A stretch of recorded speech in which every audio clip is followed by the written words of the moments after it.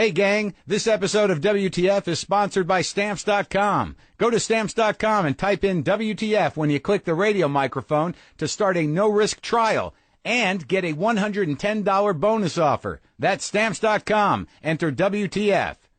Do it up. Lock the gate!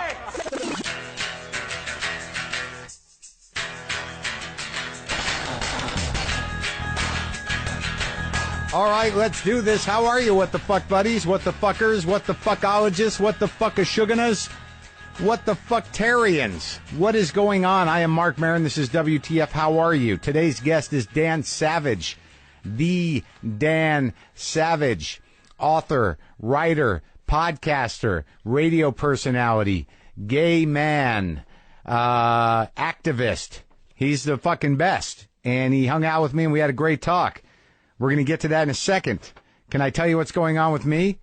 I will be at the Rochester Fringe Festival in Rochester, New York, Saturday, September 21st. Looking forward to that. Nate Bargatze is opening for me, and I love to watch Nate work. I will be at the JFL, Just for Laughs 42 in Toronto, Ontario, Canada, September 24th. I don't know if we're doing one or two shows.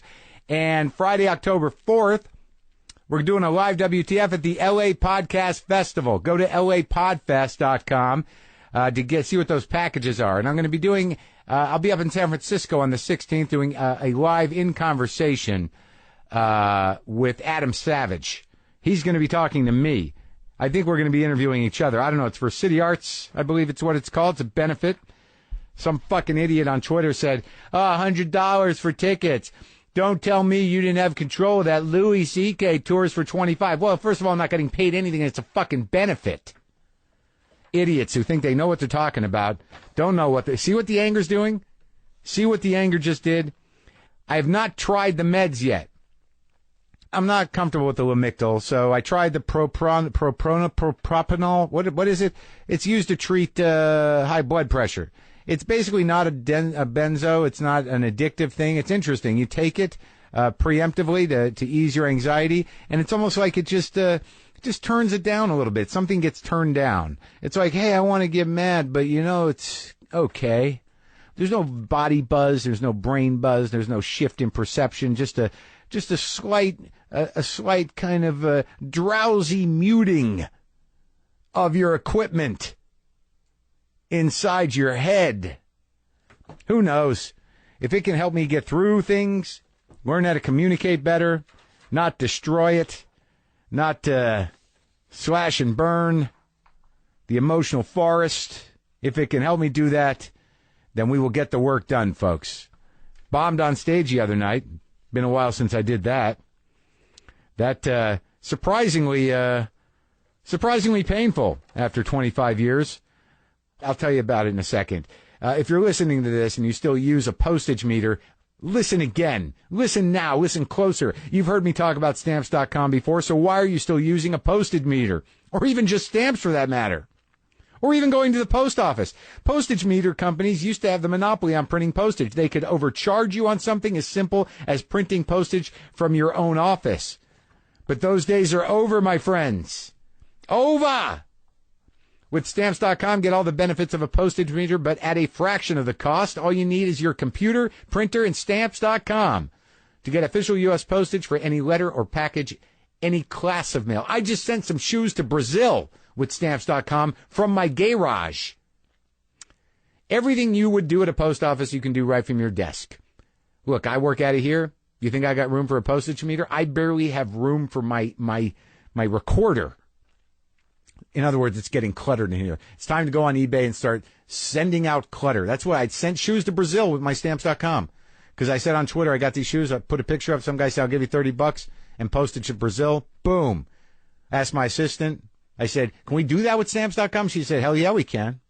So look, why don't you try it too? Use my promo code WTF for this special offer. Start a no-risk trial with a $110 bonus offer that includes a digital scale and up to $55 of free postage. Don't wait, people. Go to Stamps.com, and before you do anything else, click on the microphone at the top of the home page and type in WTF. That's Stamps.com. Enter WTF. Send some shoes to Brazil. I did it. So I go on stage. I'm starting to do some more sets in town, putting it at the old Comedy Store. I went on Wednesday night. I went third up. I like going early so I can get some work done before they've been, brain raped by a bunch of garbage jokes. Now, I'm not saying that's bad. Just sometimes the level of crassness can, do some damage in my mind. I just like to get them when they're fresh. 9:30 spot though. It's about 30 or 40 people, and went up there. Guy before me did all right. And I went up there and I was laid back because I wanted to try some new stuff, and I was getting nothing. I was getting a vacuum. I was getting nothing but quiet judgment. I felt that feeling in my heart, the sinking of the heart, the palpable gut reaction of rejection, the warmth of failure spread throughout my body. So I did jokes that I know work. They didn't really work. I felt the pain, the pull, the sadness of failure, jokes, the embarrassment, the shame, all of it. I still feel those things when I don't do well up there. It had been a while since I tanked like that. Fucking just doing jokes to nothing. Just dead faces, the few I could see.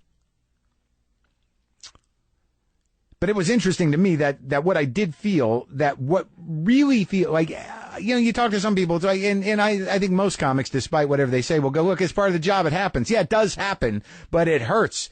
And it hurts me because I am so emotionally invested in every fucking set. I got to have some sort of connection. My needs are deeper than the money or the laugh. It's just the way I'm wired. Tanked it. But the primary feeling I feel is embarrassment and shame. It's not just the pain of rejection. It's like I was just up in front of all those people and I failed. They looked at me like I was some sort of fucking amateur, like a sad man. It was awful.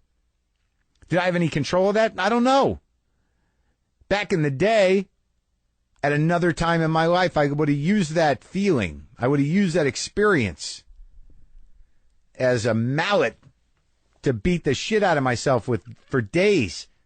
Like, as soon as I didn't think about it, I'd be like, oh, God, Wednesday night, Jesus Christ, that was fucking horrendous. And I just feel the warmth of failure and rejection and shame. But it went away in a couple of days, and it's gone now. And that's good. That's progress. That's that fight or flight thing. That's the weird thing about fight or flight. And when you're on stage tanking, is like fight or flight kicks in, but they can happen at the same time. Your body's going to have to keep fighting, but boy, can you fly out of that body and wait outside and meet that guy in the lot. You can do them both at the same time. That's how highly evolved comedians are. We can fight or flight simultaneously on stage when we're bombing. Yep, we're up there fighting, but you're looking at a guy who has been abandoned by himself because that guy's got the car going out front. My point is, I have grown. There was a time where I would have just been discombobulated for weeks, but I'm a professional comedian and I can take it.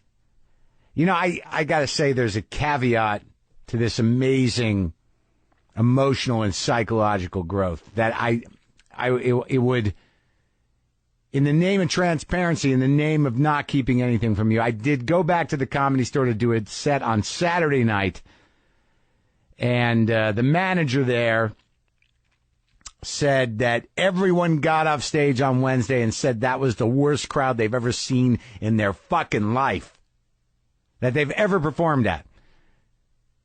So that made me feel better. I wasn't alone. I guess what I'm saying is I have no idea whether I've grown at all. I'm just happy that everybody else had a fucking horrible time. I'm just happy we failed as a community for these fucking strangers who didn't do their part. Oh, yeah. There are bad audiences. And oh, yes, you can blame them. All right, so what do we got? We got Dan Savage. Dan Savage. What a great guy. And what a lot of clarity to this dude. His activism is personal and it's sharp. But we had a very nice conversation about, where he comes from, what he's about, his marriage, that kind of stuff. Let's talk to Dan Savage. What the fuck?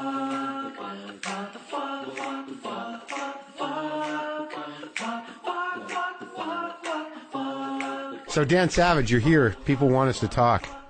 They do. I've read that on the Twitter. Isn't that weird? I guess it's not weird. I guess we both do this. Why shouldn't we talk? We both podcast. We both run our mouths. We both get in trouble. Yeah, I don't get in trouble as much as you, I don't think. But you got me in trouble when we were on Mar together. How did I get you in trouble? You got my back, which I appreciated, and then you got the hit. You took the hit. You said you would hate fuck. Was it Sarah Palin or Michelle Bachmann or both at once? Bachmann. I don't think I could. I don't think I could. I think if I hate fucked Palin, she'd misunderstand it as a good thing. Yeah. And so I thought I can't leave him on that limb all by himself. Right. And I offered that I would hate fuck Rick Santorum. Yeah. And now that was all over the right-wing Christian batshit blogs that I threatened to rape Rick Santorum. Yeah, so you got, but it would have been a consensual hate fucking. I can hate fuck somebody with their consent. I would never hate fuck somebody against them. Right. You agree that you don't like each other, and you should use that dynamic to elevate the sexual experience. You plow that energy into plowing that energy. Yes, and I think that's a fairly common dynamic in relationships. Especially long-term ones. You got to get the juice from somewhere. That's right. Yeah. But yeah, I was sort of upset because I didn't even get named in the criticism. See, you already have a profile with the right wing. They just nailed him. They literally dismissed me on purpose, it felt like. Like Bill Maher had a comedian on, but they still hung it on him. And you know how they are. Yeah, exactly. But you got named, so you at least got the publicity. I jumped in front of a bullet for you, man. I appreciate it, man. You're welcome. Well, now we're doing this. It's all going to work out. Where'd you come from? I'm from Chicago. Yeah, right in the city? Yeah, I grew up in Rogers Park, which is as far north and east as I know where that is. Without going into the lake or the suburbs. Right. I performed at the Main Stage Theater, which I think is in Rogers Park. Yeah. Yeah, and I have a Rogers Park t-shirt. Yeah, Rogers Park is an awesome place to grow up. Well, what was it like? It was great. I sort of grew up at the tail end of a certain way of white people living that white people stopped living for a while, but I guess post-Great Recession we're living that way again. I grew up in a multi-gen household. My great-grandparents owned this two-flat, which is a Chicago term for an apartment building that just has two apartments and a flat roof, two flats. Yeah. And my great-grandparents raised their children in the downstairs apartment, and then my grandmother and her husband stayed in that building and raised their children, including my mother, and then my mother got married and my father moved in. And so I grew up in this household, my grandparents, my aunts, and my uncles. And a great-grandparent? Yeah. My great-grandparents had moved out at that point, but they were around. And I think that was a great way to live. It was. It had its perks. Yeah, because, I remember that's, one of the reasons why, people stay where they are is so grandparents can babysit. Which is as it should be. You think so? Well, yeah, when you're young, Terry and I adopted. We have a son, DJ, and we adopted him when Terry was 24, 25, and I was 32. Or 33. Yeah. And at that time of life, when you are, sort of your most productive and energetic, kids are boring. Yeah.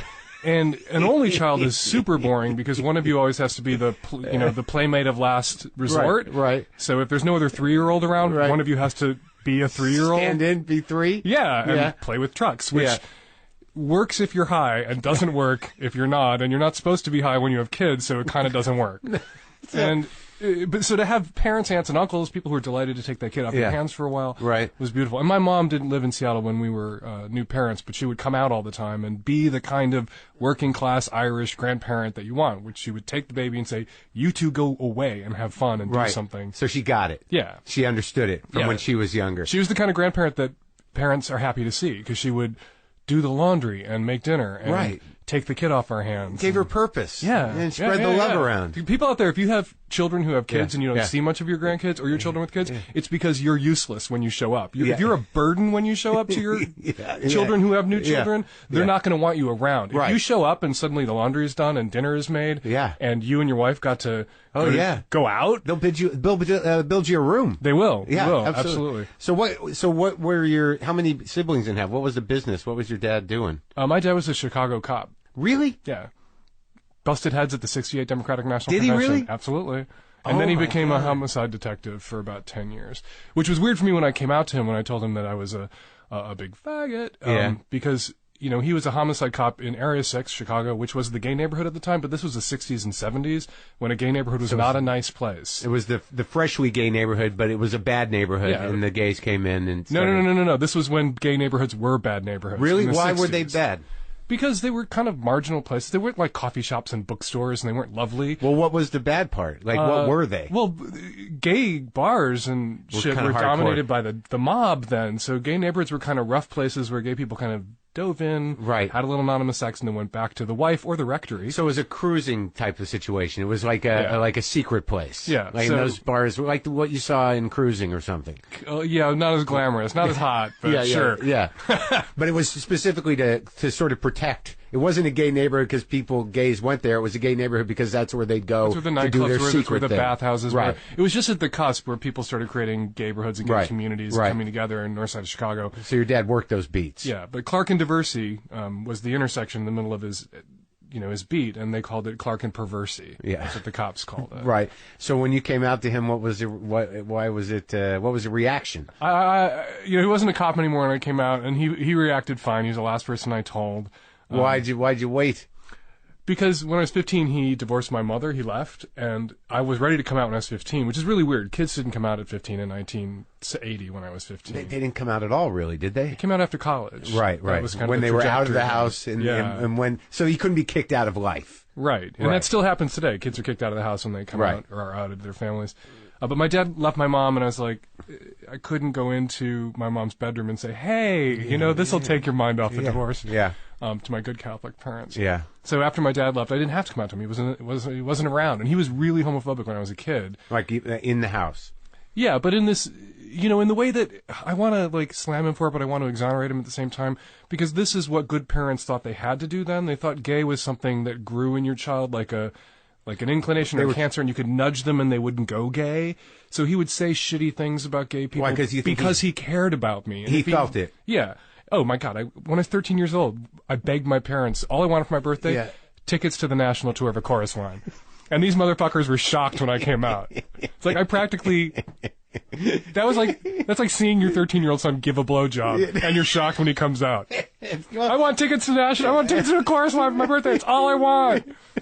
But they don't. But I think there's a denial in place that they may know, but they don't want to know, and that's a powerful thing. And this was 30 years ago. When good, loving, literally, this is when being gay was the worst thing you could think of someone. Right. So you didn't think that about your own child, no matter how much evidence was staring you in the face. But it wasn't, because I think now, hasn't it evolved that even if there is an accepting and tolerant household, there's still, I think, if they're empathetic parents, they feel that lifestyle is going to be a horrendous struggle, and they're worried about it. Less so. Uh-huh. It used to be that parents would think that lifestyle is going to be a horrendous struggle, so I'm going to do everything I can to prevent my child from becoming gay. Right. Which, for my father meant, saying shitty things about gay people to try to convince me not to be gay, not to choose to be gay. Like what kind of things? But now parents know, I think, that you can't prevent your child from being gay, so you're going to have to. The problem isn't that your child is gay. The problem is the way some people are going to treat your child because your child is gay, and the focus has shifted from making the gay children the problem to making assholes like Rick Santorum and Tony Perkins the problem. Right. So what would your father say? I have this really distinct memory of him praising Anita Bryant. This is ancient history, right? She was this anti-gay crusader, the very first really high-profile one, and saying that gay people were a threat to civilization, to threat to what? The family, to the economy. That was his argument. We were a threat to the economy because gay people didn't settle down. And, in his experience, gay people, they didn't get married. They didn't have families. Mm-hmm. So they didn't buy cars and houses and washing machines. And so GE would run out of money and the economy would collapse. That was his theory. And, of course, we didn't get married or have families because you wouldn't let us. Right. As opposed to we didn't want to. We wanted to, but we couldn't. Yeah. And, ironically, of his 4 children, I'm the only one, I think, who's bought a new washing machine in his entire life. Well, that's the ironic thing about that whole idea of the economic idea of gay people is wrong. I mean, gay men drive a lot of the economy. We shop. Yeah. Gay men without children shop. Yeah, because you have money. That's what's so funny about my father's opposition to, the gay lifestyle was this hedonistic anti-family thing. And also, having, sort of walked the beats that he was walking and his limited perception, it must have been a little... He'd encountered a lot of gay murderers and murder victims by the time he was really seeing it in me, seeing that I was gay. Really? Mm-hmm. And so when you came out to him, what was the first reaction? He apologized. For that? He apologized for anything he might have said or done that made me feel uncomfortable. And he was the last one I came out to in the entire family, which was easy because he'd moved away. He'd moved to California. Well, how many were there that you had to? Did you have to make the rounds? Were you? Well, you make a list. My mom has 6 siblings. My dad has 8.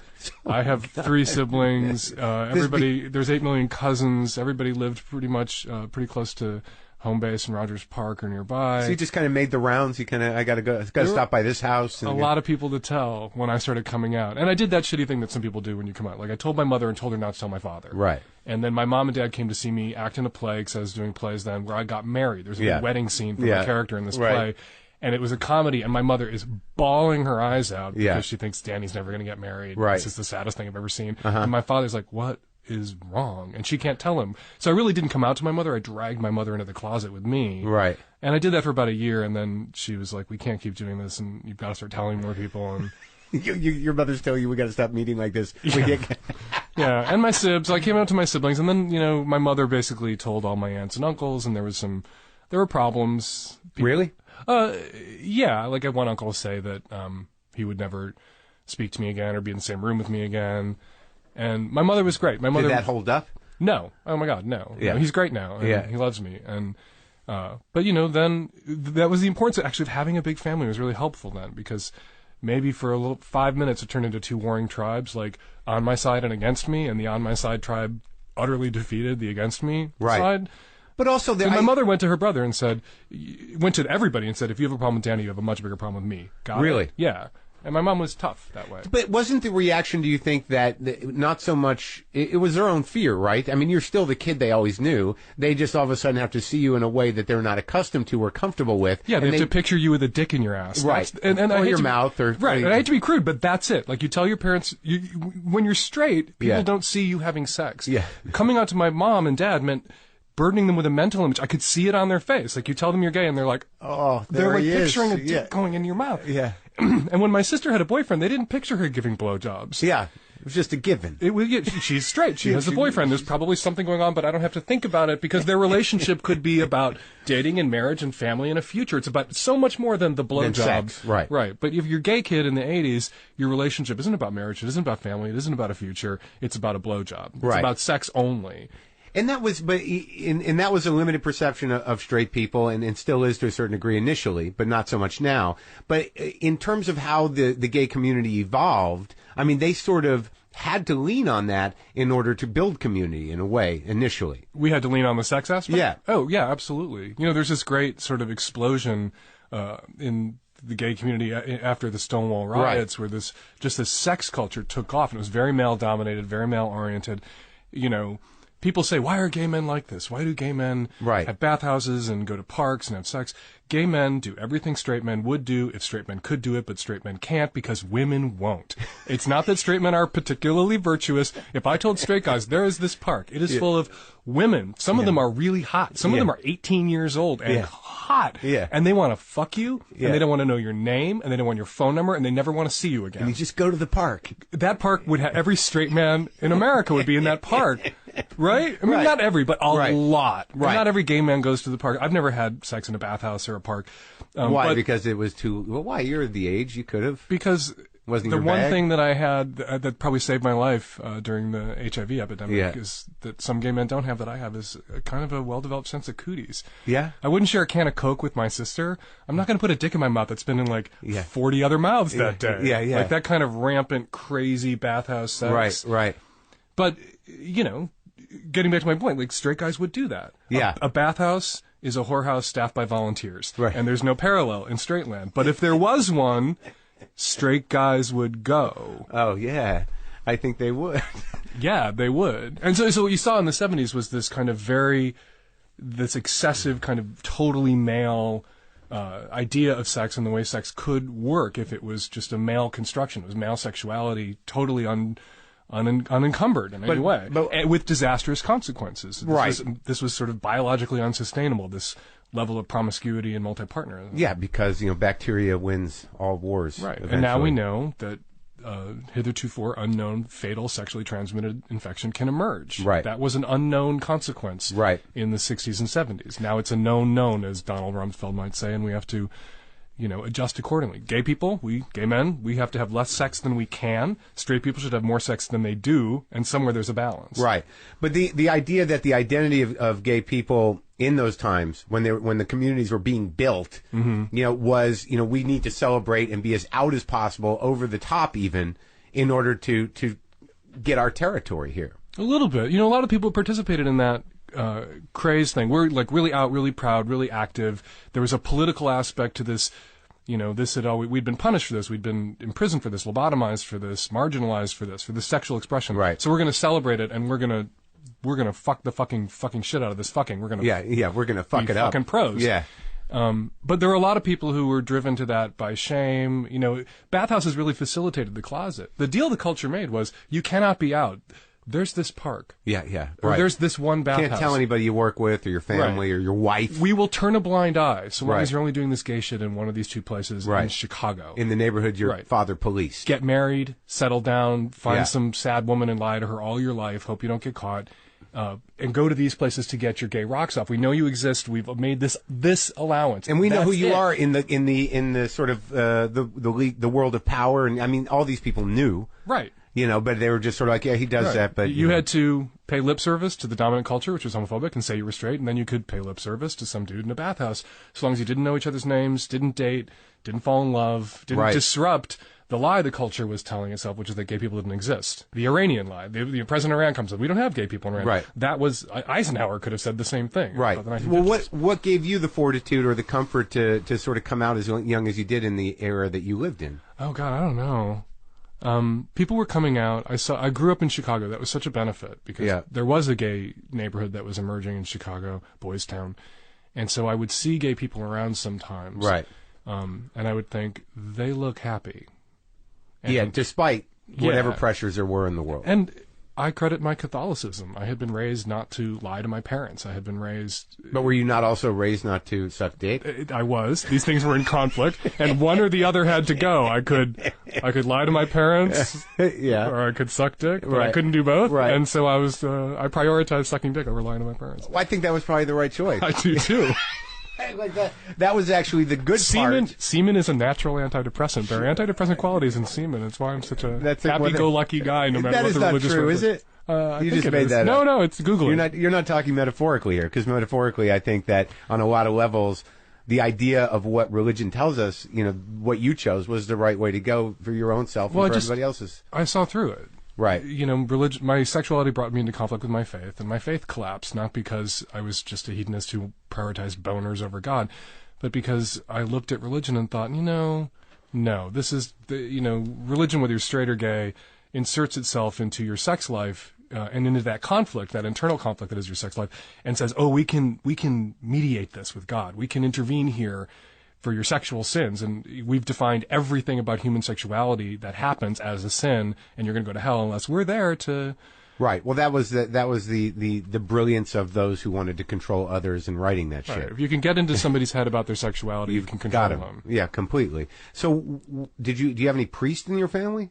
No. And it was a huge Catholic family. That's bizarre. It's a big. I had a nun for an aunt, a great aunt, and I went to the seminary. I was thinking about being a priest. No. Preparatory seminary. I went to a high school for boys thinking about... Did all your siblings go to that? No, just me. How many? What are your other siblings? 2 older brothers and a younger sister. But you went on purpose? Yeah. You decided to do that? Yeah. I decided to do that when I was 14. Yeah, because I knew I was a fag, but I thought, I can never come out. It'll kill my parents. And literally at that age, I was thinking, okay, I'm the good one. I'm the goody two-shoes mama's boy. Yeah. It'll kill my parents if they find out I'm gay, so I should probably kill myself because it would be easier for them to have a dead kid than a gay kid. That's literally what I was thinking when I was 14. I thought, no, I'll be a priest, and then I never can come out, and I can live in a big house and wear dresses. Yeah, but when you went to, but that's interesting to me because I've always had this weird theory that Catholic communities pushed boys who were leaning into homosexuality into the priesthood to save them. And Catholic boys who were gay fled to the priesthood because it not only gave you an out from having a marriage and having, a big Catholic family of your own. Right. It was an honorable out. It's like, oh, I would totally love to fuck women and have a lot of babies. I totally love to eat a lot of pussy, but I've been called to the priesthood. And that's why there's so many, some estimates are 50, 75% of all Catholic priests are are gay men. That's why the church is so conflicted and tortured and effed up. But when you went in, though, did you think you would cure yourself, or did you think No, I thought it was a good closet. I thought it was a good... Really? Yeah, it was a closet with stained glass windows. So that's interesting, because I thought that maybe the guilt ran so deep in many people that they went into the priesthood to try to stop the behavior. No. I wasn't behaving yet. I was 14. Right. I was just wanting. So you thought, like, if I could get in there, I could get what I want. I can hide out all my life. I won't have to have sex with I won't have to lie to some woman all my life. Well, what is your? I mean, I don't really do much politics in here, but I think that the opinion or the intelligence behind how you would assess the sort of downfall of the church along these lines, along the pedophilia, how much of that had to do with repression? Oh, a lot. A lot of it had to do with repression. And it wasn't just gay men who would flee to the church or flee to the priesthood to hide out. Yeah. Other people with, like, hugely effed up desires might think, well, here's celibacy, here's control, here's a life, and so I'm going to go there, and then, and here are all these children. So, if you fled into the priesthood because you were a gay man, you're probably not going to rape children. There's a difference between being homosexual and a pedophile. Yeah. But if you fled into the priesthood because your sexuality was so dark and disturbing and effed up, and you were a pedophile, and you thought, I'm just going to shut this off and shut myself down sexually and go hide out in the church. Well, I'm going to try to out of shame, pull myself out of the loop. And then here are all these kids. That's fucking, to me, that's the church is so effed up about sexuality. You can say fuck here. The church is so fucked up about sexuality. Fuck. I said fuck a lot already. I know, I'm just trying to telling mix it up. I'm just telling you. I say fuck too much. People always tell me I say fuck too much. But are you still on regular radio or only the podcast? Only the podcast. Oh, okay, so you can say fuck all you want. Yeah, I say fuck a lot on my podcast. So so you go to the seminary school, and what was the experience? I mean, what made you go like, nah, I can't do this? Well, I picked it in 8th grade, and I went, and then, I was there for a year. And you bought it. You bought Catholicism. I did buy Catholicism. You believed in Jesus. And people were mean, and it was just, it was a little bit like when I was in the Boy Scouts. Yeah. Everybody was supposed to be good to each other. Right. And every kid was a brat and an asshole. And I thought, well, this is bullshit. Yeah. No one's living up to the ideals of the Boy Scouts. Right. No one's teaching me how to tie knots. And so I had the same kind of reaction in the seminary. Like, all these people are shits and not good Christians. Right. And it was just a horrible place. And I was a shit too, as a freshman in high school who's not. When did you have the first experience with men? Well, it depends. You know the first real one when. Well, no, actually, it's complicated. Mark. Really? Because I lost my virginity in a 3-way with a guy and a girl. Oh, okay. Wait, how old were you then? 15, and they were in their 20s. Oh, really? So I was raped by a woman, right? Technically, it was statutory rape. I was totally down with it. Well, how did that... But if the haters, people hate gay people, say, "Oh, you're seduced into it. You were raped by somebody." Oh, so this is why you're gay. How come it didn't? No. They say if you're, you have been raped by a man, that makes you gay. Like, my first sexual experience with a woman, and it was rape. How did that unfold? You were a 15-year-old kid, and you met these college kids, or what? It was a camping trip. It was my brother's ex-girlfriend and some guy she was messing around with, and they approached me, and it happened. What happened? Well, come on. I've written about this. So I don't know why it's so hard to talk about it. He had sex with her, and then I had sex with her. So my first was sloppy seconds. And you watched? I watched him do it and thought, okay, I can do that. And I had to close my eyes and pretend she was Leif Garrett or Andy Gibb. Did you really? Yeah, a little bit. And I couldn't. I couldn't touch him because I knew I was gay, and I thought if I touch him, he's going to realize I'm gay, and he's going to stop what he's doing and kill me. Right? He'll stop what he's doing and beat me up. Right. Because I saw him naked and fucking. And I was, fucking her, and it was taking a while because it's hard to pretend that she's Andy Gibb with her head on backwards. But you can feel it. It feels good still. Yeah. Yeah. And I was like not quite getting there, and at one point he reached between my legs and just started playing with my balls, and I was there. That really did the trick. Yeah. And it's such closet case thinking. That was what you were missing. Yeah. It was such closet case thinking. I thought, he can touch me because he knows he's straight. Right. But if I touch him, he'll know I'm gay. That's and crazy. Kill me. Right. And that's the sort of like shit that goes on in a kid's head when they're in the closet. Like you're always like worried about who can tell and how much you're giving away and whether you're going to get busted and murdered. Yeah. Well, I ended up in a couple of threesomes in college with a guy who I was friends with who was had much more game than me. Mm-hmm. And we were really good friends, and he had a lot more sexual confidence. So we ended up in these, like 2 or 3 threesomes where I would just end up, watching him fuck and then, doing it next and not doing, very well, and it's all very quick. But we didn't really engage, but it was just sort of like I was sort of using him as my stand-in dick in a way. Like, well, if I'm with him, he's going to, pave the way, and that's I can awesome. get in underneath. You're very it. highly evolved. I get letters from a lot all the time from straight guys, straight young men, college-age guys who cannot do that. Yeah? They want their girlfriend to have a girl-boy three-way, Yeah. 2 women with them. That's a lot of pressure. And the girl's like, okay, I'll do that when we can have a boy-boy. Right. Me, 3-way. And Right. he can't do it because he's afraid that being in a room with another guy with a hard dick is going to, poof, make him gay. Yeah, really? Yeah. Do you think that people are either all gay or half gay, or how does it, like, is there real bisexuality? I mean, I know you have conversations about this. Absolutely, bisexuality definitely exists. I think, I had sex with girls, and I was able to perform. But that more first one than didn't once. sound good. No, it wasn't. It was okay. If you're out there listening, it was great. I loved it. Yeah. Thank you so much, wherever you are now. And it totally you threw didn't my stay in family touch. off the scent for a few years. That was the point of it. Like, Right. now my mother is going to think I'm What, straight. you told your family you had a threesome with your sure sister's ex-girlfriend? I made my with your brother's ex-girlfriend? I made sure they found out. Not that I would tell them, but that, like, the info. Right. Because that was the point. Yeah. And my brother found out, and he was mad, and then he had to forgive me like his straight older brother would. Yeah. But yeah, I think people are a little flexible around the edges. Every once in a while, I see a woman that I'm like, yeah, zing, like, Yeah. I kind of like feel something, and it's almost invariably a lesbian firefighter. Like, it's a lesbian who looks like a guy, right? Muscles, and looks like Rolf from The Sound of Music, but is a you like woman. that, huh? Yeah. Yeah, I like that. I like swishy guys. Yeah. Every once in a while, I see a lesbian who like blings onto my sex dar. Right? Yeah. And when that happens, I don't think, oh my God, I must really be straight. I don't have this panic attack. But straight guys, when they see the one dude who pings onto their sex dar, suddenly have this panic attack about what it must mean. Maybe I'm not really straight. Doesn't matter how much pussy I've eaten. Doesn't matter how much pussy I've pounded. How much angrily pounded. Right. Yeah. That I've met the one guy that I could be sexual with, who just like kind of attracted me because they vibed in a way that worked for me. The kind of types I'm attracted to. Yeah. Those guys write me every day having just flat out panic attacks that they must be gay. They don't want to make the big shift in lifestyle. I think it's more. They don't have to. It's not required. I feel sorry for you straight guys. I really do. Why? Because we're carrying this burden of attitude and because you run the world, which sounds glamorous, but that includes the 7-Elevens. I think there's some gays running the world. A few running. Well, the Vatican. It's a state. The Vatican. But I think there's still some closet cases in high positions that. No doubt. Yeah. But you're less free sexually than everybody else. Like, I'm a gay dude. I could leave your garage and go have sex with a woman. Yeah. And nobody's going to think I'm straight now. Right?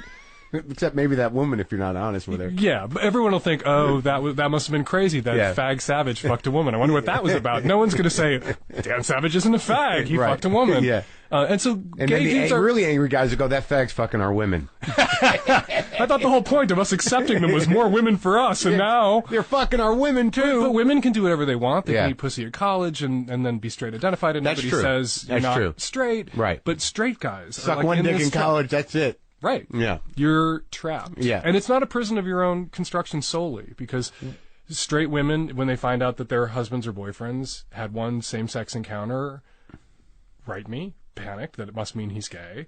And gay guys, if we found out that some hot movie star had one same-sex relationship or encounter, we would all insist that he had to be gay. He couldn't do that if he weren't gay. Why do you think that is? I don't know, but it's sad for straight guys. I didn't like straight guys when I started writing a sex advice column. Right. And I started feeling so sorry for straight guys after about 2 years of reading their letters and how sort of because they have to honor this paradigm. Right. That they have to, that being a straight male somehow, after gay people started coming out of the closet, became defined as nothing positive. If you're a straight guy, you are not a fag and you are not a girl.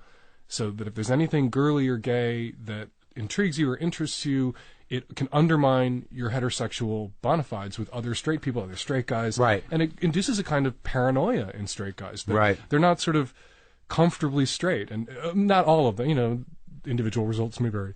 But they're sort of paranoid. They are, I used to pretend to be straight when I was 15 years old. Sure. And really try to perform straight. And I see so many straight guys who are adults who are still doing that, still trying to convince the world that they're straight. nobody walks around once they're out of the closet and gay going, I've got to convince everybody. Yeah. I have to walk this very careful line with my, playing gay so that nobody thinks I'm not gay. But straight guys have to walk this line all their lives. Well, I think that part of it is that that the reason why the two females, one dude thing, or women, having sex with each other for the enjoyment of men, that's all part of the male paradigm, the straight paradigm. Mm-hmm. But like, I don't know how many women. Like, I think it would be different if there were women who fantasized about watching a couple of guys fuck. They're out there. Yeah, I know, but they're not the mass. They're not the majority. That's true. But all the slash fiction, which features male characters getting it on, is written by and for women predominantly. And there's a lot more women consuming gay pornography than there used to be. But it's still a minority, I think, among women, whereas right. I think it's a truism that almost all straight guys dig a little lesbian porn. So how many women did you have sex with? Oh, 4. Yeah. 3 or 4 or 5, I don't remember. And how did those, just out of personal interest, and when we're talking about you, I mean, how those play out? The first one, you needed a little reach around from a dude, a little help. Uh-huh. And so the second one... But that first time, when you lose your virginity, there's that first time you think, you're worried, can I do this? Can I do this? Whether you're fucking what you want to be fucking or not. My first time was horrible. Was it? What happened? Well, I had a tremendous... I was alone. No, I was completely panicked. I saw pornography at a very young age, and it really fucked my brain up in the way that, like, what performance meant, what had to be done. I had a lot of anxiety around performance before I performed at all. So there was no real innocence to it because I'd sort of been brain raped by porn. Mm-hmm. So I brought a lot of anxiety to it. So all I knew was that I had to do this thing. So there was, I was all up in my head, and it took a long time to actually get it up, and then to get it in, and then it was over very quickly, and I was ashamed immediately. Oh. Yeah. I'm sorry. It's okay, man. I wish I'd been there to cup your balls for you to make you feel better. If you might have been there to grab my balls around the back, I would have had a different life. The fight wouldn't have been so hard. Yeah. But, and then there was, just a series. It took me a while to relax enough to deal with it, just to deal with the act of sex. A lot of premature ejaculating. I was very good at that. People it requires practice. One of the burdens we talk about slut shaming girls, and it's a real problem. And you talk about what? Slut shaming of girls, right. And a lot of the pressure that's on girls sexually to be, as voluptuous and seemingly available, but chaste at the same time, and it puts the zap on their heads.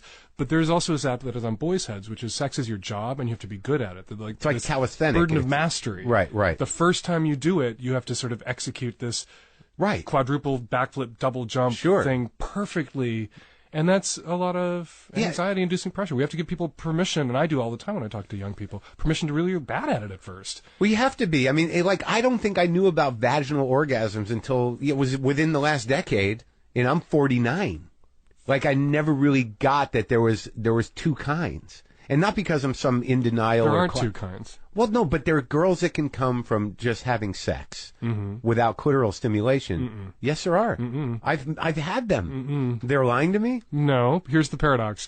There's no such thing as a vaginal orgasm. All female orgasms are clitoral. It's just that some women, because of the position of their clitoris, the angle of the clitoris, where the clitoral roots are, her clitoral shaft is positioned, they get enough clitoral stimulation from vaginal intercourse because so it's a deeper clitoral stimulation. So the G-spot is just an extension it's not a G-spot thing. That's a whole other thing. That's the female prostate, which is a whole other thing. That's what I'm talking about. But what about that? Well, that's also a thing. If you're hitting the G-spot. You can have an orgasm there? Yeah, you can have an orgasm. That's what I'm talking about. Okay, well, that's different. Well, I didn't know. I'm not a professional. I'm just saying, I didn't know about the G-spot female prostate orgasm until within which the last 10 years. Which often induces female ejaculation. Right. I've had a little experience with that, and I'm still on the fence as to what that is exactly. Well, they've studied it chemically, and it closely resembles prostate fluid. Really? Seminal fluid. Yeah, it's not urine. But there are some women out there they'll just pee because... Yes, there are, because it became such a thing in porn that some actresses learned to sort of ape what it looks like. So now I'm feeling insecure. I know that's what I was talking about, was that the G-spot. The G-spot orgasm and the female prostate. But that still involves a lot of clitoral stimulation. Sure. But the people who are like, my girlfriend can come from just vaginal penetration. Right. I don't have to do anything to her clit. No, you're doing something to her clit. No, I get while that. You're penetrating her vaginally. I'm fairly adept at that. Awesome. Yeah. Good for you. Yeah, thank you. And now. You're much better. Don't you wish you could tell your teenage self losing his virginity? You're going to get better at this. It gets better. Dude, it really took a woman who was, aggressively sort of like, don't fucking come. If you fucking come, I'm going to be mad. That's hot. Yeah. How hot is that? It was pretty great. And I still talk to her. That was like, we're friends. But it was like angry. It wasn't. I hope like, she texts you every once in a while, just randomly in the middle of the day. Yeah. Don't fucking come. Yeah. Well, no, she doesn't. She says, "Don't write about me in your book. I'm in a thing, and I don't want that out there right now." Because I wrote about her in my first book, and it was all, but it was all sort of very, like, thank God that she came into my life. But she was like, well, look, I'm in a thing right now, and I don't know if the dude that I'm with can handle what you, so why don't we, secrets are secrets, right? I wrote about the woman that I lost my virginity to and that relationship and what I learned about myself in that relationship. For this book, what I learned from women who dumped me, because she eventually dumped me. And sometimes I think, God, I wonder if she saw it. I wonder if she read it. God, I hope not. Yeah. Because I didn't say very flattering things about But her. you dated a woman? Yeah, I dated a few. I was a teenager. Right. It was Chicago. It was the 80s. So you knew you were gay. You had this one thing where the guy squeezed your balls, and that was good. And then you went on to date a couple other girls. Yeah. For long periods of time. Months at a time. And then, but I thought at the time I could never come out. I thought I would have to, live a double life and maybe have sex with guys on the side. But I would have to have a girlfriend or a wife, because if I ever told my family, they would kill me. Right. And so I thought being out wasn't possible for me. And then that all played, by the time I was 17, I was like done with that. So, like so you were basically, sort of like you accepted the paradigm at the time, which was like, I'm gay, I got to figure out how to fuck a woman well enough to keep one in the dark for the rest of my life. Right. And then I'll go live this other life. And that's just the way it is. Huh. And I came around. And you were aware quick. of that. Yeah, but I came around pretty quick and thought, I'm not going to live like this. That this is not what I want. I don't want. Because you thought it was unfair. I thought it was unfair to her. I thought it was unfair to me. I didn't think I could lie successfully all my life. Yeah. I didn't want those kinds of relationships, sexual relationships with men. I didn't want to have sex in the park or the bookstore or the bathhouse. Right. With anonymous dudes. I wanted a husband. I wanted a relationship. I'm kind of sentimental and romantic. Yeah. And what I saw when I first, started hanging out with some gay dudes when I came out as bi for 5 minutes, what I saw of that... What was that? Before you came out as gay, you came out as bi? A lot of people will briefly identify as bi before they come out as gay, which doesn't mean that bi people don't exist. These are gay people who are creating this impression that bi is this transitory phase that some people go through. Yeah, bi identity is a transitory phase for a lot of gays and lesbians, not for bi people. It's not, it's not a phase for them. But a lot of, telling my friends I was bi meant I hadn't gone completely over to the dark side. Right, It wasn't some fag. You're right. You're still kind of cool. Right. I could, I was David Bowie-ish. As opposed to Liberace-ish. Since he's back in the news. Yeah. But it took I started hanging out with some gay dudes, and they would say, this is how baths work, this is how parks work. I was just like, oh my God, that sounds so awful. And dehumanizing. And I just never could tap into it. Like you said, it's probably good. Yeah, it was 1981. I'd be dead if I would have been like, yay, yippee, bathhouses, I'm 18, let's go. Well, I had a professor that was, really, into me, and he was, a big gay guy, full on, Stonewall, New York, older than us, bathhouses, all of that shit, captain's hats. And a lot of guys thought that was the revolution. But I was fascinated by the freedom of the disposition that he had around sex. Like, I would listen to him tell these stories. Though he was trying to seduce me, I was completely compelled by this lifestyle that had no shame around it, and you were able to sort of live out and act out. I'm not a fetishist, but just the weird audacity of gay sex on that level was fascinating to me. You can have audacious, fun, crazy, kinky, nutty gay sex without going to a bathhouse. And you can have that in the context of a relationship. Sure. I do. In the context, you do? My husband, we swing from chandeliers and shit. Oh yeah. And it's a ball and it's fun. I had a really good friend years ago, and we used to get together, have lunch on Monday and tell our stories to each other of the weekend. Right. And he would tell me his stories, and I would be appalled. And all his stories were basically vanilla gay sex, but with a million dudes in crazy places, sure. Like giving a million blowjobs and getting fucked in the park. Yeah. But just like butt fucking and oral sex, like it's just gay vanilla. Yeah. And then I would tell him what I had done that weekend with my one true love, and he would be appalled because we were doing this crazy shit. Well, But that's interesting because the way you're approaching it requires a type of trust and intimacy and the ability to feel comfortable to do that and wake up with each other the next day and have breakfast and then, go to bed with each other the next night and not do that. Some people can't do that. So a lot of straight guys can't do that. That Madonna Horth problem that so many straight guys have. That they don't want to have crazy sex with the mother of their children, with somebody that they love. They want to do that with somebody that they look down on. Or or not connected to. Or they're never going to see again. Right. Because to do crazy, fun, kinky shit, crazy stuff, and then have to look that person in the eye at dinner with your parents or whatever, some people can't clear that bar.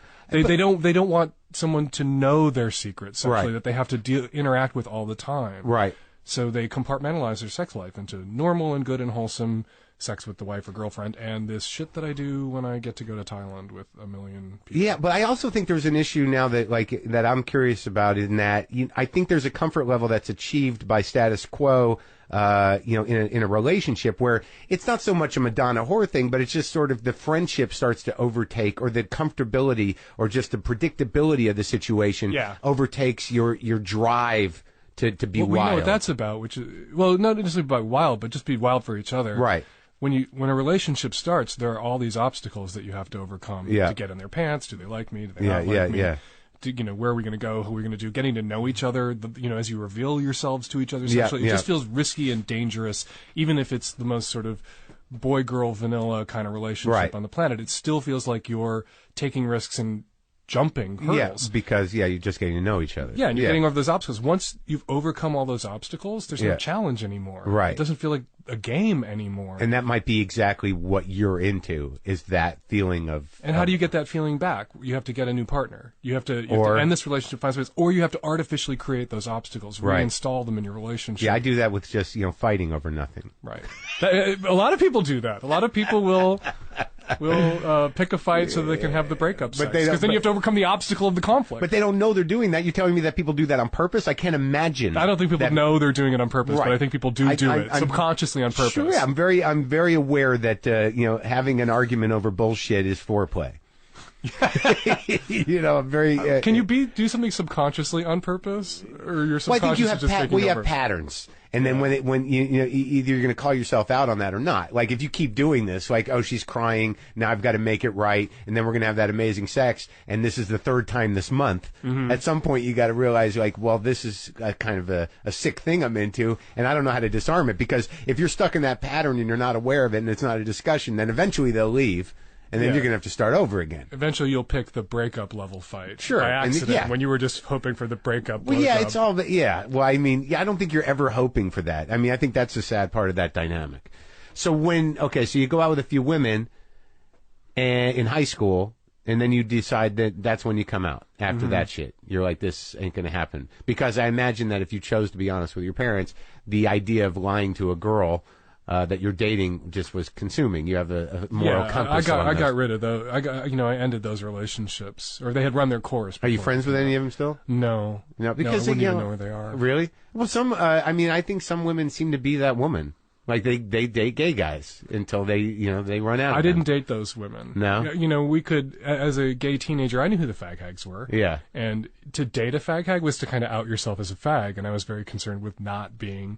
Does that happen a lot? Do fag hags date gay men? Oh, yeah. Yeah. There's actually a study out of the University of British Columbia, I think, that showed that gay kids were at higher risk for unplanned teenage pregnancies than non-gay kids. Huh. Because we would get in, I had a pregnancy scare with my girlfriend where she missed her period, and I was like, oh my God. No. Pretending you're Andy Gibb isn't a form of birth control? Who knew? Pretending that was Andy Gibb's ass didn't prevent you from ovulating? But gay kids will sometimes act out sexually to prove that they're straight and take more risks than straight kids who don't have to prove they're straight to anybody. And that's what I was doing when I was 15 years old. And I imagine there's also an immediacy to it because you don't really want to be there to begin with. So once you're up, you're like, let's get this going. Let's bang this out. Yeah, exactly. I'm just here to prove a point. I'm not here to enjoy myself. I'm ready. Come on. But to give you an idea how weird it was for me to be an out teenager when I came out, and how unlikely that was. Now I get letters from people whose kids are coming out to them at 11 and 12 and 13 years old, which blows my mind. I came out at 18, then I went to college. And I was in a theater program downstate Illinois where after this other guy left, I was the only out gay guy in the acting program at the University of Illinois Champaign-Urbana. The only fag in the department. How's that possible? It wasn't possible. Everybody else was gay. They just weren't out. And all these guys that I was in this theater program with came out after college, which is how it was done then. And I was a little bit of a pariah, a little scary to the guys who were closeted. Just like I couldn't date a fag hag when I was 15 because it would kind of out me. But who were they couldn't dating? be kind to me when I was in college because it would out them. Well, who do they think they were fooling? I mean, who were They're they? in an acting program, right? Right, okay. Well, who were they dating in college? Not you. Women. They were dating women. Oh, so that was that deep. Yeah. Of a class. They were doing it 19, 20, what I had gotten out of my system at 15, 16. So when you graduated high school, you went into theater. Mm-hmm. And as an actor. Yeah. Yeah. So what happened to that dream? I wasn't very good at it. Yeah. I moved to Berlin with my boyfriend years ago. I worked with a theater company there. When I moved to Seattle to work on the paper to help start The Stranger, I started a theater company called Greek Active. You were in Berlin? Yeah, I was in West Berlin when the wall came down. I lived Really? there for 2 years. You did that after college? Yeah. So you had a boyfriend, same one you got now? No, different one. And you went to Berlin to, that must have been exciting. I went to Berlin to be with my boyfriend. Oh, he lived there? Yeah, he got a fellowship with the West German government. This gives you an idea how far behind the times the U.S. is. 1989, he gets a fellowship to study arts management in West Berlin from the West German government, and I was able to get residency and a green card. Really? That Basically, quick the German Germany. equivalent of a green card. In Right. 1989, we are fighting about this very issue right now with immigration reform, Right. whether the partners of gay people will be able to apply for green cards and live in the United States. I was able to do that in Germany in 1989. Yeah, and you still can't do that in the United States in 2013. It's sort of embarrassing how the conservative, bigoted, contingent of our country still drives, social policy. It's embarrassing after a certain point. It It's is like, embarrassing. because all these other countries, they're fine.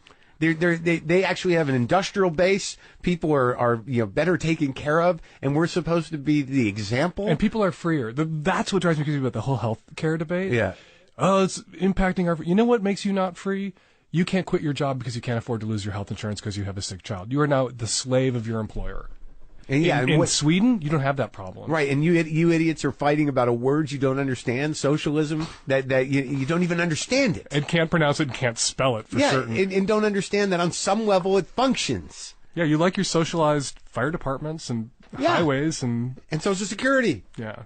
So when you were in Berlin, what outside of the green card issue, where did your politics come from? Where did it take root? Where you realized, like, holy fuck, I've got to fight for what's right.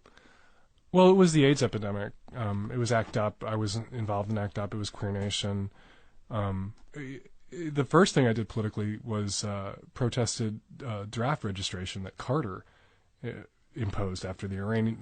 I'm sounding like I did the that too. oldest person on earth. But we were kind of the same age. I mean, I very quickly, went out and registered as a conscientious objector, and because I was draftable at that, because we had to. But then I did all the research I needed to do on conscientious objecting. I wrote it on my registration card. I did too, and I picketed. Yeah. I picketed the post office where we had to do it. Right. That was really the first thing. That's what I went to the post office to do that. So that was it, the first big move. Yeah, but it was, for me as a gay man, it was really the AIDS epidemic that kind of goosed me politically and made me politically active. And what was the day so you're in Berlin, you saw the wall come down, you saw a way of life there that was different, or were you that aware of it? I was, moving to Europe after college was an eye-opener, because you just, in the United States, growing up, you just soak in this greatest country on earth bullshit. Yeah. And most Americans haven't been to any other country on earth and have no frame of reference. At all. Right. Yeah. And they don't know if this is true or not true, or right. provable or not provable. And when I went and lived in Germany for a while, I was like, oh, yeah, we are not the greatest country on earth. There are some things that the Germans do better. Yeah. Like health insurance, like public transportation, like social welfare and social safety nets. And that was, for me, a real eye-opener and real... there were poor people, there were homeless people, but there wasn't the kind of grinding, horrendous poverty that just destroyed people and chewed people up. And right. Rich people paid their taxes, and part of what they paid for was the ability to walk down the street and live in a world where, everybody else is treated decently, and that really had an impact on me. Right. So, in that, when did your dream of theater die? after my stupid sex advice column took off, I moved to Seattle, started a theater called Greek Active. What was that? Greek Active is slang, old gay code for I will fuck you in the ass. Right. I'm Greek Active. Yeah. And you would see personal ads in the 60s and 70s that say Greek Active or Greek Passive, and that meant I fuck ass or I get fucked in the ass. So we called our theater company, because the first play we did was a Greek tragedy. We called it Greek Active just for the delight of seeing the name of our theater company in the headlines of all the reviews in the daily papers. Of people who didn't know what it meant. Right. Greek Active announces Greek Active triumphs. That was a great headline one day. Yeah, it always does for us. And we did all these, plays, and the theater was really successful, but the column was taking off. I was directing all the plays. What was the angle of it? Did you do anything differently? Were you doing We gay did a lot of plays? queer shit. We did a production of Macbeth where all the female parts are played by men and all the male parts played by women. Right. We just did kind of comedy takes on a lot of Shakespearean tragedy. We did a production of St. Joan. Morning Becomes Electra, which is a play by O'Neill that's set after the Civil War. We set it after the Vietnam War, and it was all just kind of like... So you had it definitely had a socially active bent. Yeah. And what were your audiences? It was also the 90s. It was the height of the, people dying in the gay community, and a lot of people in the company had HIV, and some people were sick, and so all we did was comedies, and the motto of the theater was, my life is a fucking drama, make me laugh. Right. Just so that this was escapism. Right. But then it reached a point where I couldn't I couldn't do the writing I was doing, and I started writing books and do the theater. And how'd you get the opportunity to write the column? I met Tim Keck, who founded The Onion. Yeah. Tim Keck and Chris Johnson were the founders of The Onion. Those two guys invented writing bullshit in the AP style. That was their thing. Yeah. And they sold The Onion, and Tim moved to Seattle to start The Stranger, and he was telling me, I'm going to do this paper. And I looked at him and said, oh, you should have an advice column, because everybody reads those. Yeah. And he said, why don't you write it? Yeah. And I wasn't angling for the gig, so... Yeah. I was shocked when he said that, and I started writing it. What was the original column like? The original idea was the salutation, every letter began with, hey, faggot, and then there'd be the question and then my answer. Although the column was always called Savage Love. And the idea was I was going to treat straight people and straight relationships with the same revulsion and contempt that like little old lady advice columnists always treated gay people and gay sex with. It was going to be like, ew, straight people and straight sex, gross, but here's some advice. Yeah. And it turned out that straight people really loved being treated with this kind of contempt. Why? Because it's sort of like a white man's... It was a new experience for them, not for us. It was totally like, whoa, what is this contempt? I've never been on the receiving end of this. So it's like a straight man's burden kind of thing. Like, they were, we deserve this. And I started getting letters, and then it took off. It was going to be a joke. I was going to do it for 6 months or a year, and then my ex-boyfriend and I were going to move back to Berlin. And we broke up, and I was stuck in Seattle, and the column took off, and then other papers started picking it up, and it got syndicated, and then I got a book deal, and I was like, oh my God, I am now stuck. You're the guy. Yeah. You're the Savage Love guy. I know, and I have my husband to thank for the longevity of the column, because I met him when the column was 3 years old. Yeah. And it was sort of the, that 90s boom in sex columns, Anko Rankovich or whatever her name was in Esquire, and Candace Bushnell, and there was this kind of boom of sex columnists. And I was one of them. They're all gone, and I'm still there because I don't write about my own sex life. Whereas most of those other columnists, they wrote a lot about their own sex life. And when I 3 years into it, I was writing a lot about my own sex life. And then I met my husband, Terry, and he said, well, you can write about your sex life, or you can have a sex life with me. But you cannot have a sex life with me and write about your sex life. You didn't want to be public. No. So I stopped writing about my sex life. And I think that is why Savage Love has had the longevity that it's had, because it's not about me. And all those other ones that were completely driven by their sex life probably have ended up leveling off at some point. Yeah, you break trust with the reader, because at a certain point the reader's like, yeah. How much could this be? Yeah, true? How many relationships can you have? And is this something that's genuine, that you're actually interested in experiencing? You're just like churning for column fodder. Right. And because my column fodder is the readers, I never had to seem to be reaching around or anything else to get to a column. And I never kind of broke faith with my readers. They never lost their trust in me. Well, talk about a little bit about the, when ACT UP came to organizing that, how that, the fury of that thing defined you. Well, people were dying and nobody gave a fuck. It was Reagan. 81, 82. ACT UP didn't get started, I think, till 86, 87. The first reports were like 80, 81, right? Yeah. Mysterious cancer seen in gay men, the report in the New York Times. Thousands and thousands of people died in horrendous and gruesome ways, and nobody gave a shit because it was just facts. People you knew. Yeah. Early boyfriends and I just remember the terror years, Yeah. that 83, 84, when everybody was standing around in gay bars saying, oh yeah, I have to be really careful, but no one was changing their behavior yet. That long? Yeah, it took a while to turn off the blowjob spigot for some folks. Yeah. And, people started getting sick, people started dying, and there was no response from the government. And, we had what was that? Legionnaire's disease. Right. Ridiculous. 100 folks died. And from a boat or something, or a hotel? A hotel. Yeah. 100 Legionnaires died, and the government kicked into action to figure out what the hell was going on and to fix this and make sure this would stop. 100 Legionnaires. Gay men in their 20s and 30s and 40s were suddenly dying by the thousands. Yeah. And nothing was being done. Huh. And the government couldn't respond. And Reagan, it took him 7 years to even say the word AIDS. And by then, tens of thousands of Americans were dead. It was 9/11 times 30 at that point. And you just felt so betrayed, felt so abandoned and lost. Again. Yeah, by your country. But now you're abandoned by your country. Before you were abandoned by culture and by your parents. By your faith. And by everything. And this was kind of the last straw. People used to say, when people like Harvey Milk were encouraging people to come out, that, Harvey Firestein wrote this in one of his plays. Wouldn't it be great if every gay man, would turn purple one day, because then they would see how many of us there are and how many of us they know and love. And then along comes HIV, and a whole bunch of gay men turned purple one day, got Kaposi sarcoma, got lesions that were purple. And, once you can't hide, you have to fight. And that's kind of what happened to the gay community in the late 80s and early 90s. You could no longer hide. Guys who were sick could not hide. And guys who were not sick yet felt like, I'm going to be sick sooner or later. But so I might as well come out fighting now rather than waiting until I'm too sick to fight. Well, that's good that they did that, in the sense that, obviously, but I imagine within the gay community there was still this sort of denial initially. Oh, yeah. There's a great book by Randy Schultz called And the Band Played On. Yeah. That metaphor from the Titanic, the band is playing as the ship is sinking. Sure. That there were all these people in the gay community who were, what's the word? Complicit, in a way, in how long it took the gay community to respond and to realize exactly what was going on. And people will say, you can't tell people that they have to come out. No, you can't. No, you don't have to come out, but you have to accept that if you are not out and you are gay, that is a moral failing, that you have fallen short, that you have failed people, and you have failed yourself, and you have failed this wider community of which you are a part. And you believe that too? Absolutely. I don't believe in outing unless you're talking about somebody who is, Ted Haggard or Larry Craig. But, out some fucking dentist who's lying to his wife, who gives a shit. Right. But if you are not out, right,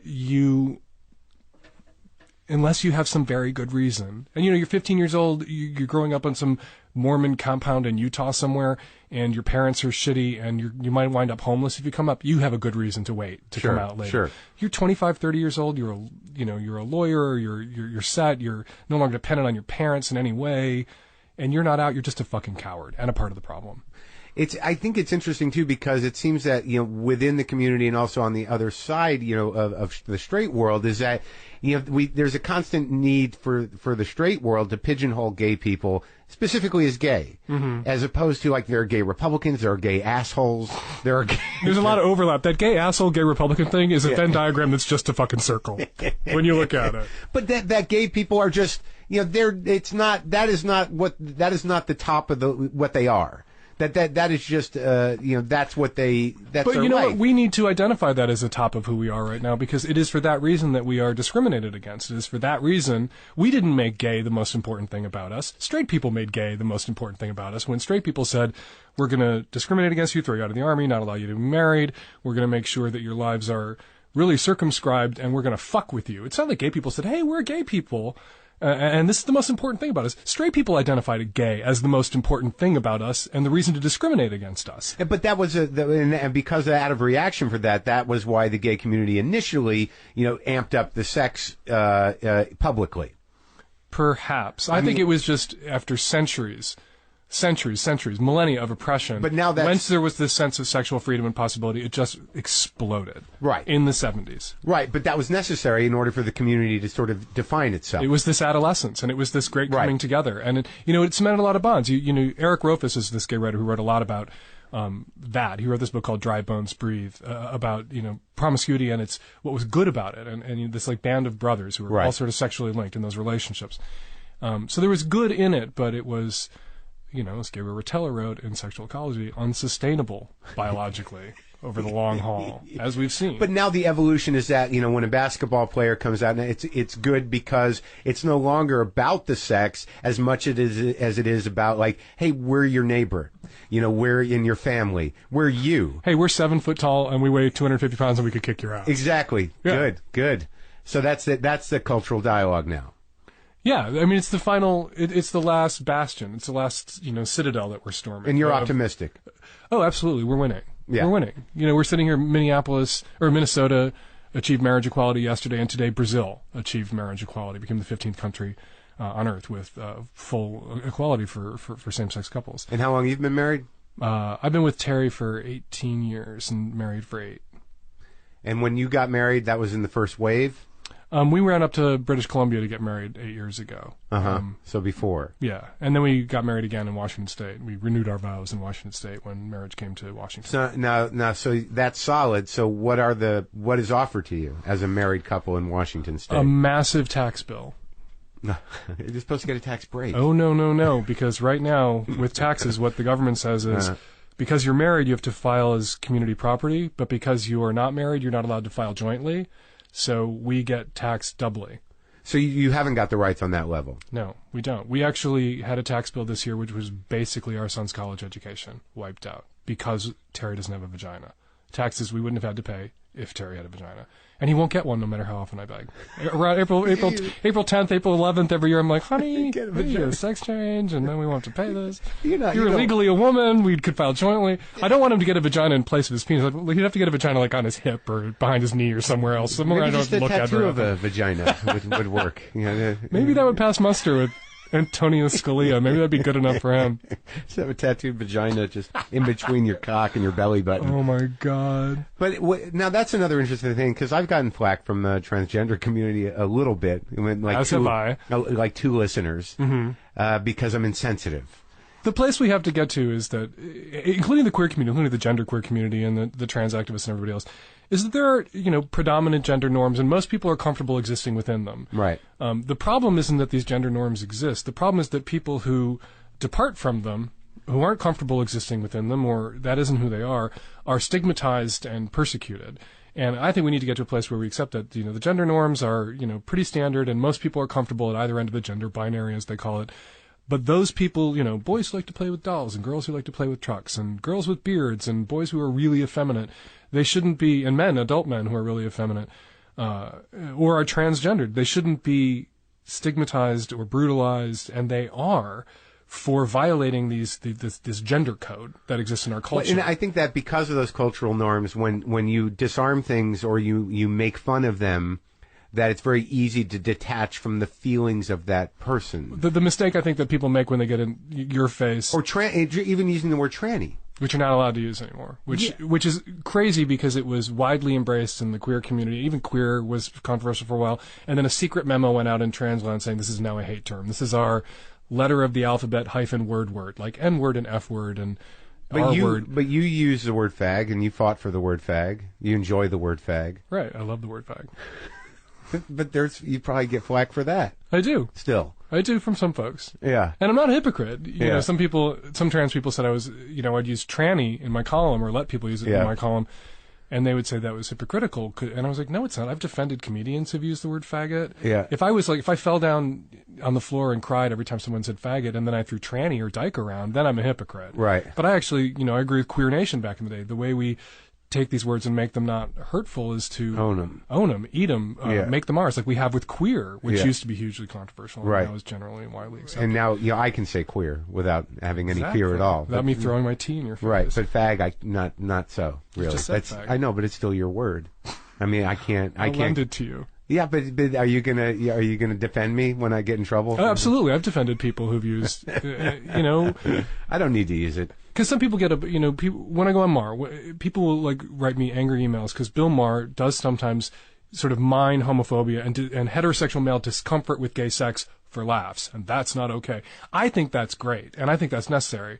When he does it, it's real. It's real, but Maher owns it, and this is a point of tension, and the more we can talk about it and laugh about it, it actually helps. And part of what I think, people like Maher and the guy with the radio show, Howard Stern, are doing is the joke has shifted to them. The joke is their discomfort and weirdness. Well, that's a lot of times what humor. Not all humor is bullying. Not all humor is hate.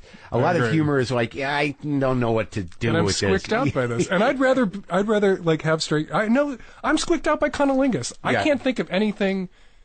When I was fucking girls, that did not happen. You cannot pretend your girlfriend is Andy Gibb with your face pressed into her vagina. This is my boyfriend, Andy Gibb, with a terrible gunshot wound. Yeah. Right? Yeah, Steve.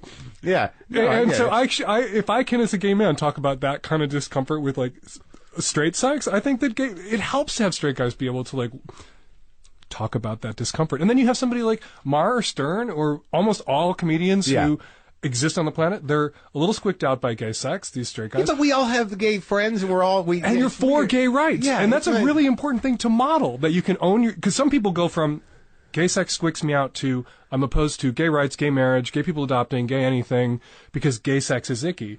And I think it's important to have people out there going, yeah, gay sex kind of freaks me out, does seem a little icky, but I am on the side of gay people, and the problem is me. My discomfort, not that people shouldn't exist. Making fear hate and just being like, she's a cock. I don't know. I can't.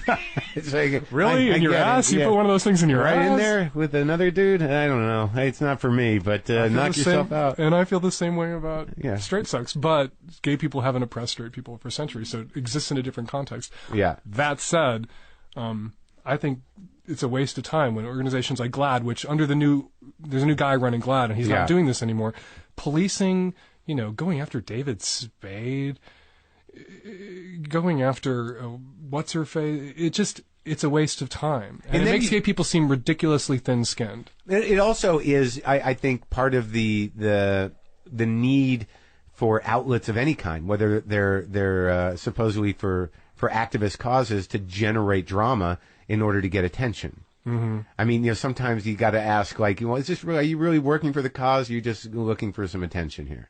I don't know. Or are you being a douchebag? Well, that goes right in with attracting attention, doesn't it? Yeah. So, as a father, what are the challenges that you've had to deal with as a gay couple? Bringing up a boy. We've never really encountered any discrimination. We've never really encountered any assholery and we haven't sought it out, but we've been in places where, we know that we must have been interacting with people who disapproved. Right. Terry's from Spokane, Washington. We go home to visit his family. We've driven to Michigan and back from our house in Seattle. We know we've interacted with people who, probably would vote against same-sex relationships and disapprove of gay adoption. And no one's ever been very pleasant to you. No one's been ever been anything but very kind to us. Right.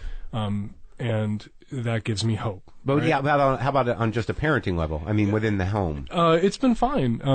We are facing the same challenges I think a lot of people with teenagers at home face. And how old is he? He's 15 and a freshman in high school. And we, are facing the same, a little too much on the Instagram, a little too much partying in the high school environment. And we're on him about it. But you grew the up challenge with is he's a straight boy with gay dads, not just gay dads. Like the gayest of dads. You're right.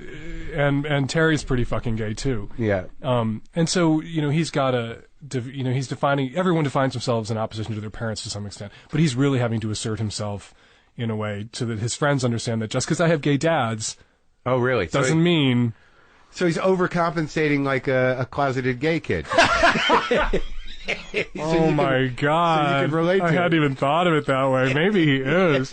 The funniest thing happened, you're his secret. He's a snowboarder. And, I learned to snowboard, so we all go snowboarding together, and Terry snowboards.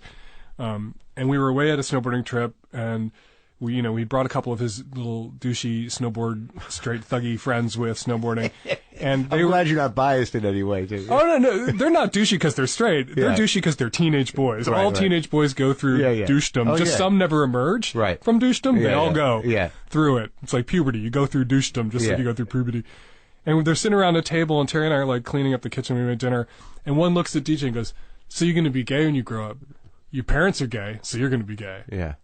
And there's like this pause, and Terry and I looked at the guy, and we're like, "I can't believe this shitty kid is saying this." When we just fed him dinner, it's like I'm sorry. And there's a pause, and DJ goes, "Yeah, my parents, they're gay. Yeah. But their parents were straight, like your parents. Yeah. So I guess you're going to be gay. And we didn't know what to do at that moment. We were like, okay, that was really homophobic, but really kind of awesome. Yeah. DJ, that kid got homophobic in DJ's face about his family, and DJ got homophobic back in his face about his family and threw it at him.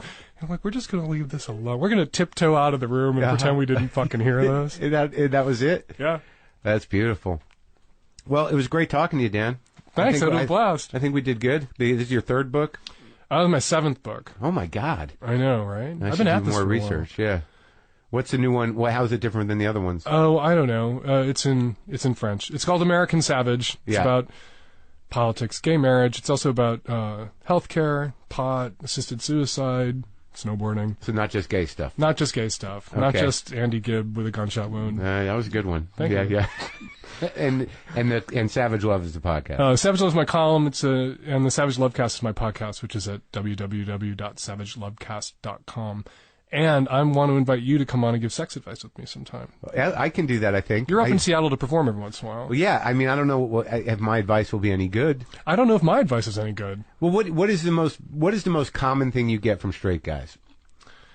Oh my God. How do I get girls to have sex with me? How do I get my girlfriend to have a 3-way with another girl?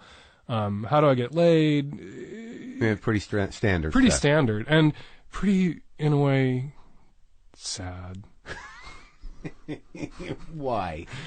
Because straight guys are just afraid to ask, because they're afraid to hear no. Everyone's afraid to ask. I'm not a straight guy thing. It's a gay guy and a straight girl and a bi person thing. Yeah. People are afraid to get rejected. Sure. Especially young straight guys who, they have that burden of mastery on their shoulders. Sure. They have to be like good at it and have swagger. Yeah. And rejection really can take the air out of your sails. Yeah.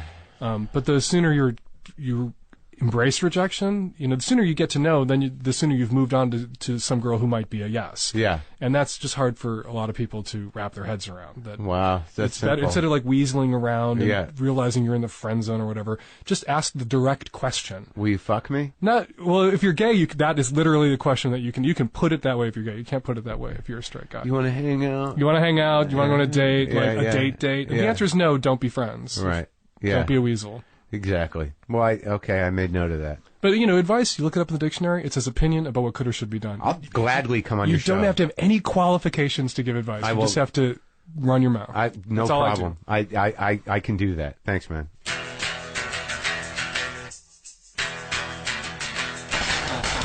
That's it. That's our show. Thank you for listening. I hope you enjoyed that. Love that guy. So what do I got to tell you? Go to WTFpod.com for all your WTF pod needs. Check the calendar, see where I'm playing, leave a comment. Kicking a few shekels. I don't know if there's any more left of that MTV shirt that I did. Got more mugs coming. Check out the Lipson deal. Get the app. Get the app. There's only 50 at any given time free episodes of this show. The rest, you got to get the app and the free app, then upgrade to the premium app. Get some justcoffee.coop. Get the WTF blend, a little back end on that. Going to be doing some more stuff on that website. Coming soon.